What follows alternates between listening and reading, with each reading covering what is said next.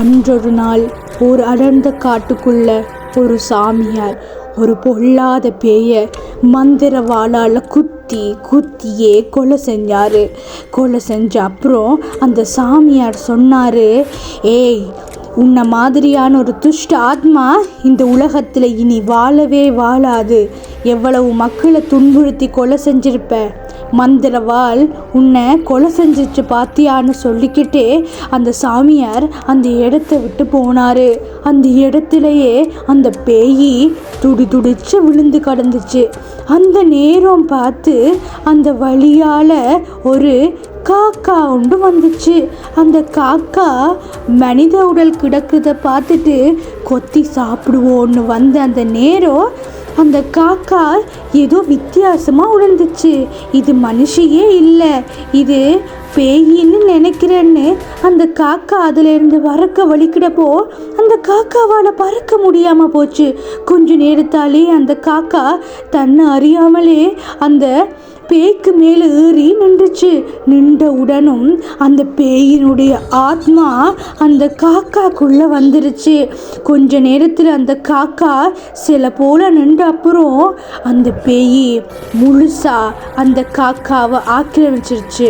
அந்த காக்காக்குள்ளே வந்த அந்த பேய் தான் காக்காவாக இருக்க முடியாது, சீக்கிரமாக மனுஷியாக மாறி எல்லாரையும் கொல்லணும்னு முடிவெடுத்துச்சு.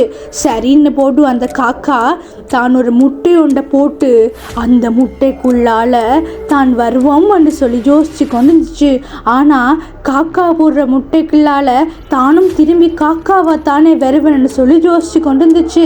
சரி, இந்த வழியால் யாரும் வந்தால் அவங்கள வசீகமாக இங்கே வர பண்ணி இந்த முட்டையை அவங்க கூடவே கொண்டு போய் வச்சிருந்தா வெகு சீக்கிரத்தில் தான் அந்த வச்சிருக்கிறவங்களோட உடம்புல வந்துடலாம்னு சொல்லி இந்த பேய் பிளான் போட்டுருச்சு.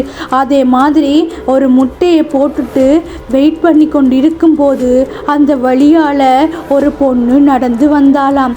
வந்த அந்த பொண்ணு இந்த முட்டையை பார்த்துட்டு, அடடே, இந்த காக்கா வேற செத்து போயிடுச்சே, ஐயோ பாவம், அது முட்டை வேற போட்டுச்சு, இனிமேல் இந்த குஞ்சை யார் பார்த்துப்பா?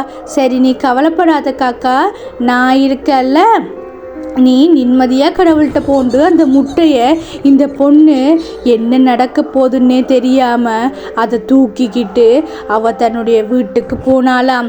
அதை பார்த்த அந்த காக்கா வெகு சீக்கிரத்தில் நீ உன் வாழ்க்கையே இழக்க போகிறான்னு சொல்லிச்சான். வீட்டுக்கு வந்த அந்த பொண்ணு முட்டையை பற்றி சொல்லுவோம் அம்மா அப்பாட்டேன்னு பார்க்கும்போது, அம்மா அப்பா, நீ இந்த முறை கணக்கில் என்ன மார்க்ஸ் வாங்கி வச்சிருக்கிற, வர நீ படிக்கிறாயே இல்லை, என்ன பிரச்சனை உனக்குன்னு சொல்லி அப்பா அந்த பொண்ணை திட்டிக்கிட்டே இருந்தாராம். இந்த பொண்ணுக்கோ சரியான கவலையாக போச்சு. இது பத்தாதுன்னு அவங்க அம்மா வேற சேர்ந்து திட்ட ஆரம்பிச்சாங்களாம். இவளுக்கு ரொம்ப கவலையாக போச்சு. அந்த முட்டையை பற்றி சொல்லுவோம்னு பார்த்த இவள், இதை சொன்னால் இவங்க இன்னும் பேசுவாங்கன்னு போட்டு, சரிப்பா என்னை மன்னிச்சிடுங்க, இனிமேல் ஒழுங்காக படிக்கிறேன்னு சொல்லிட்டு அவள் தன்னுடைய பெட்ரூமுக்கு போனாலாம். சரி என்ன அந்த பெட்ரூமுக்கு போனவ அந்த முட்டையை அந்த பெட்டில் வச்சுட்டு, என்ன ஒரு அழகான குட்டி முட்டை, எனக்கு இந்த முட்டை ரொம்ப பிடிச்சிருக்குது, இதுக்குள்ளே வர காக்கா குஞ்சுக்கு நான் என்ன பேர் வைப்பேன்னு யோசிச்சுக்கொண்டே அப்படி அவள் தூங்கிட்டானாம்.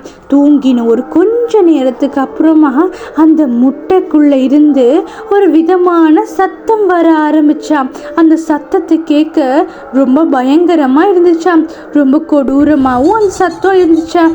இவளுக்கு அந்த சத்தம் கொஞ்ச நேரத்துக்கு கேட்கவே இல்லையா. சரி, நீ என்னடா சத்தம்னு சத்தம் கேட்ட அப்புறம் இவ எழுப்பி பார்க்கும்போது யாரோ கதைக்கிற சத்தம் கேட்டுச்சான். ஹேய் இங்கே பாரு, ஹேய் இங்கே பாருன்னு இவ என்னடா இதுன்னு அந்த முட்டையை பார்த்தப்போ சத்தம் வந்தது அந்த முட்டைக்குள்ளே இருந்துதானா. இவளுக்கு ரொம்ப பயம் ஆயிடுச்சு. எப்படி ஒரு முட்டை பேசும்னு சொல்லி இவள் யோசிச்சு கொண்டே இருந்தாளாம். அப்போ அந்த முட்டை சொல்லிச்சா, நான் தான் தேவதை, நான் இந்த முட்டைக்குள்ளே இருக்கிறேன்னு சொன்ன அப்புறம் இவளும் அடடே தேவதையான்னு நம்பினாலாம். நம்பின உடனும் அந்த முட்டை சொல்லிச்சா, எனக்கு இந்த இடம் பிடிக்கல, இந்த இடத்தையே மொத்தமாக கருப்பாக மாற்றுன்னு. அப்போ இவளோ எல்லாத்தையும் இந்த ரூமையே டார்க்காக செட் பண்ணாலாம்.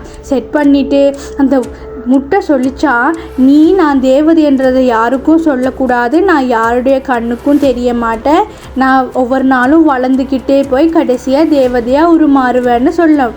அதை கேட்டுக்கொண்டு இருக்கும்போது அந்த வழியாக அவங்க அம்மா வந்து, ஏய் என்னம்மா இன்னும் தூங்கலையா, என்னது இது, என்ன இது குட்டி முட்டை, என்ன இதுக்கு வச்சிருக்கிற என்று சொல்லி கேட்கும்போது அந்த முட்டை சொல்லிச்சான், ஏய் உங்கள் அம்மா கிட்ட சொல்லு, இந்த முட்டையை வெளியில் தூக்கி போட்டால் நான் செத்துருவேன், அதனால் இந்த முட்டையை இப்படியே விடுங்கன்னு.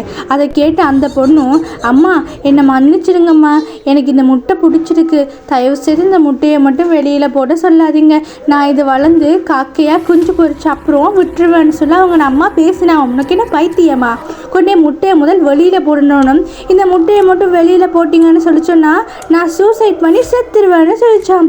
என்ன என்னோட சின்ன பொண்ணு இப்படியெல்லாம் கதைக்கிறான்னு அம்மாவுக்கு ரொம்ப கவலையாக போச்சான். சரி சரி அப்படியெல்லாம் கதைக்கக்கூடாதுமா, உன் விருப்பம் என்ன, அந்த முட்டையை வச்சுக்கணும், சரி வச்சுன்னு சொல்லிட்டு அவங்க அம்மா போன அப்புறம் இவன் அந்த முட்டையே பாதுகாத்து கொண்டு அப்படியும் இப்படியுமா நடந்து கொண்டே இருந்தாளாம். அப்போ அந்த முட்டை கொஞ்சம் கொஞ்சம் காலங்கள் போக போக போக ரொம்ப பெருசாக வரவழைக்கிட்டான். இவனுக்கு ஒரே ஆச்சரியம், தேவதை நீங்கள் எப்போ வருவீங்கன்னு கேட்டப்போ அந்த முட்டை சொல்லிச்சான், சத்தம் போடாத, நான் சீக்கிரமாகவே வெளியில் வந்துடுவேன், நான் வெளியில் வந்த அப்புறம் உனக்கு ஒரு அதிசயம் காத்துக்கிட்டு இருக்கு பாருன்னு சொன்ன அந்த முட்டை என்னை காட்டுக்கு கொண்டு போறியான்னு கேட்க இவளும் சரியண்டு அந்த முட்டையை காட்டுக்கு கொண்டு வந்தாளாம். கொஞ்ச நேரத்தில் அந்த முட்டை ரொம்ப பெருசாகவே வந்துருச்சாம். இவளுக்கு அந்த தேவதை எப்படி இருப்பாங்கன்னு பார்க்க ஆச்சரியமாக இருந்துச்சாம். சரியண்டு இவளும் அந்த முட்டை உடைக்கு மட்டும் பார்த்து கொண்டிருந்தாளாம். கொஞ்ச நேரத்தால் முட்டை உடைஞ்சு அதில் வெளியில் வந்தது தேவதை இல்லையாம், இவளை மாதிரியே இருக்கிற இன்னொரு பொண்ணாம். அதை பார்த்து இவள், என்ன தேவதை என்ன சொன்னீங்க, நான் வந்து நிற்கிறேன்னு கேட்ட உடனும் அந்த பேய், தேவதையா நானா, நான் தான் சதுளி பேய், உங்கள் எல்லாரையும் கொல்லாமல் விட மாட்டேன், ஏதோ நீ எனக்கு உதவி செஞ்சபடியால் உன்னை மட்டும் உயிரோட விட்டுட்டு போகிறேன், ஆனால் உன்னை இப்படியே உயிரோட விட்டா நான் இந்த உலகத்தில் இருக்கிறத நீ எல்லாருக்கும் சொல்லிடுவேன், அப்புறம் அந்த சாமியார் என்னை வந்து கொல்ல பார்ப்பான், அதால் நான் உன்னை ஒரு வரம் தந்து காகமாக மாற்ற போகிறேன்னு சொல்லி ஒரு மந்திரத்தை போட்டு விடணும். பாவம் அந்த சின்ன பொண்ணு காகமாக மாறிட்டாளாம். அந்த சின்ன பொண்ணு என்னை விட்டுருங்கன்னு சொன்னப்போ அந்த பேய் சொல்லிச்சான், உன்னையா, நான் விட மாட்டேன், அப்புறம் நான் இந்த உலகத்தில் இருக்கிறேன்னு சொல்லிடுவேன், நான் இப்போ போய் உங்கள் வீட்டிலையே இருக்க போகிறேன், அப்புறம் உங்கள் குடும்பத்தையே கொல்லுவேன்னு சொல்லிட்டு அந்த பேய் அவங்க வீட்டை நோக்கி நடந்து போச்சுதான்.